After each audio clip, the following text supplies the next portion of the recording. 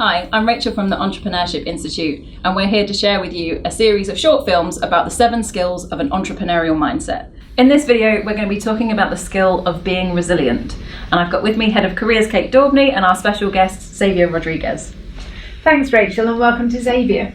So, Rachel, tell us why resilience is so important. So resilience is often talked about in this kind of one man against the world kind of way, that you need to get back up no matter how many times you're knocked down, regardless of what's going on around you. And I actually think that that's quite an unhealthy way to look at resilience. So the way that we talk about it in terms of an entrepreneurial mindset is, one, it's about a bounce back ability, that when you do face knockbacks, which are inevitable, that you are able to pick yourself up in a way that you can turn that knockback into a positive whilst taking it on board. Secondly, that it's not you in isolation from the rest of the world, and that part of being resilient is having a network around you that you can pull on, which will make you stronger than you would have been just as an individual.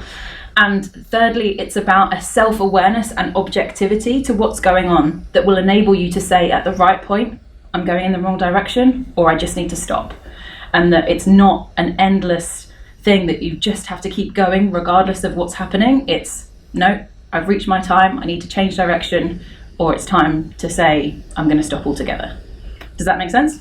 Perfectly. It reminds me quite a bit of that positive take on learning from mistakes that we were talking about in the video for Think Lean. Yeah. I think I'd also encourage students and new business owners to think about something that we know a lot about from students trying to enter a career of choice, which is that sometimes the route from A to B is not a straight line.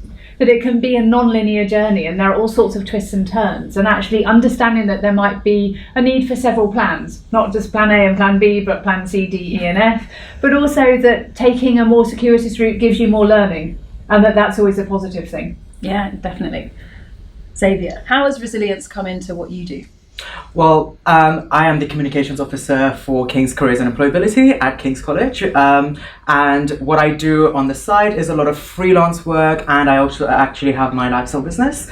So when I was doing a lot of freelancing and a lot of internships before my degree, I came across a sort of interest in entrepreneurship and starting my own business. I went out and I started my own business, and I had 2 interns, and I set up my website.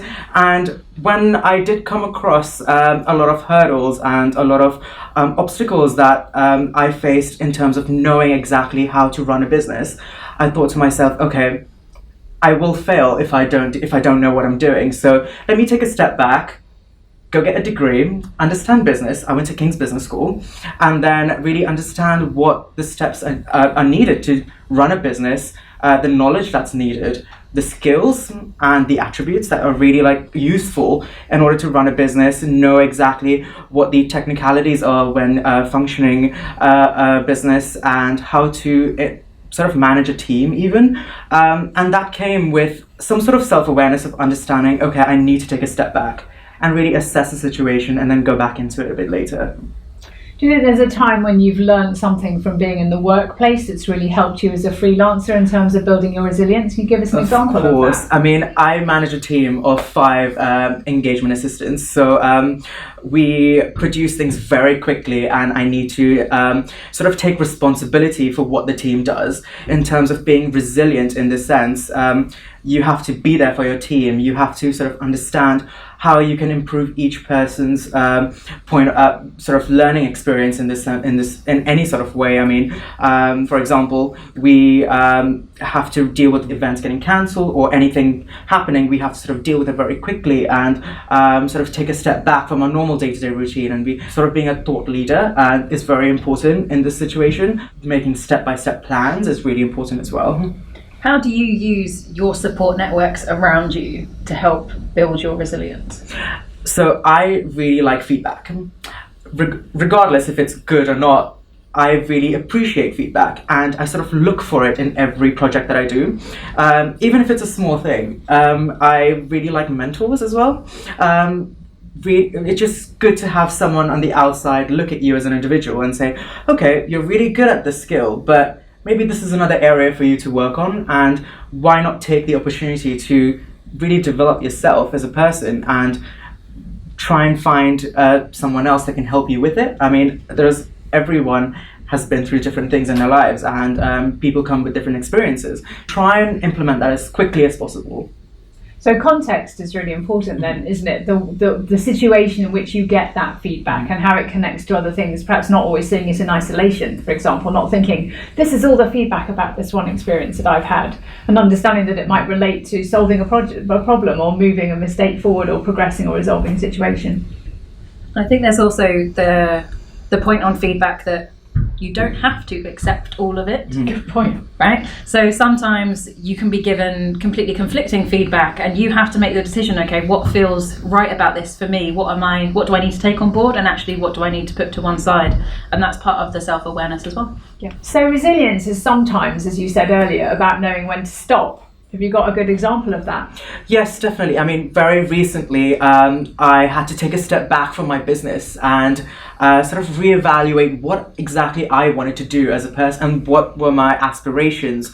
Did I want to continue this business or not? Did I have the same passion as I did when I was 18? And looking back and thinking, okay, that's what I wanted then, but what do I want to go do now? What do I see for myself in the future? So being able to really evaluate and take a step back from something that you were passionate about before is totally fine. Is something that you should be resilient about, knowing when to stop. And that is one important skill as an entrepreneur that is really essential to your decision-making process. Having confidence to say no to yourself. Mm-hmm. So my last question to both of you is, if someone is trying to actively build their resilience, what advice would you give them? I think don't think of everything as a one-off do or die situation. I think there is something about seeing a problem or a situation or project in context and understanding that there are lots of other factors. And I really like that point about not necessarily choosing to take it. What can I learn from it, even if I don't want to accept it? I have one big one, which is use every experience as a way to develop what you're doing in the present. So regardless if you don't have, in fact, any work experience or any work related to projects or anything, use your academia. Any projects that you've worked on really is helpful to what you do and how you function in a business or in entrepreneurship. So let's just say being able to understand complex information and being able to translate it is a really useful skill that you can learn from your degree, and that's very much sort of looked for in a person when you're working, and especially when you're when you're given a project that's quite difficult, being able to translate that difficult information into a very simple task and being able to tell other people about that is actually a very good, important skill that people really look for. It's a really nice point, actually, that so much of what we do in our academic learning experiences translates into helping us run our own businesses or work for employers. Definitely. I think my two kind of pieces of advice would be, one, actively seek people that you think can add value to your network.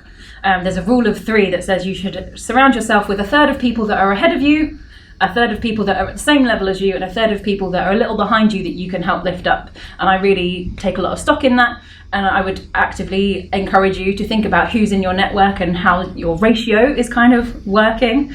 And the second thing is using gratitude, because if you get feedback from someone and the first thing you say to them is thank you for your feedback, it is an acknowledgement that that feedback is going to be useful to you. And it's a really useful and easy way to start implementing the growth mindset and using feedback as a way to build you up. So thank you for listening. If you want to continue the conversation with us, you can find us at King's Careers and Employability and King's Entrepreneurship Institute.